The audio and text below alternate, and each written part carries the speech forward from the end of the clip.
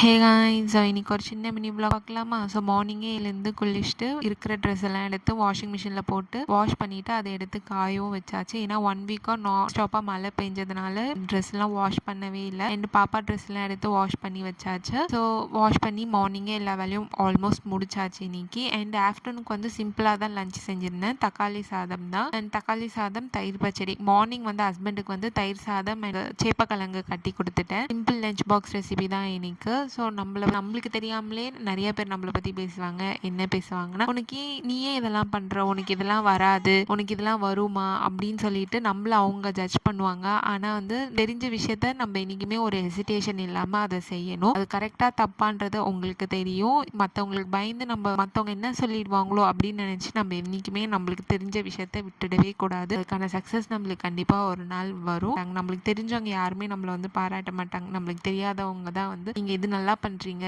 இதுவே கண்டினியூ பண்ணுங்க அப்படின்னு சொல்லிட்டு நம்மளுக்கு வந்து ஒரு அப்ரிஷியேட் பண்ணுவாங்க. ஆனால் கூட இருக்கவங்க யாருமே நம்மளுக்கு வந்து அப்ரிஷியேட் பண்ண மாட்டாங்க. ஸோ உங்களுக்கும் லைஃப்பில் இப்படி தான் நடந்திருக்கா, இல்லை இதை விட மோசமாக நடந்திருக்கா அப்படின்னு கீழே கமெண்ட் பண்ணுங்கள். இந்த மாதிரி வீடியோஸ்க்கு நம்ம சேனலை மறக்காமல் லைக் பண்ணி, ஷேர் பண்ணி, சப்ஸ்கிரைப் பண்ணுங்கள். அண்ட் உங்கள் வீட்டில் என்ன லஞ்ச் பாக்ஸ் ரெசிபி அப்படின்றதையும் மறக்காமல் கமெண்ட் பண்ணிட்டு போங்க. அடுத்த வீடியோவில் சந்திக்கலாம்.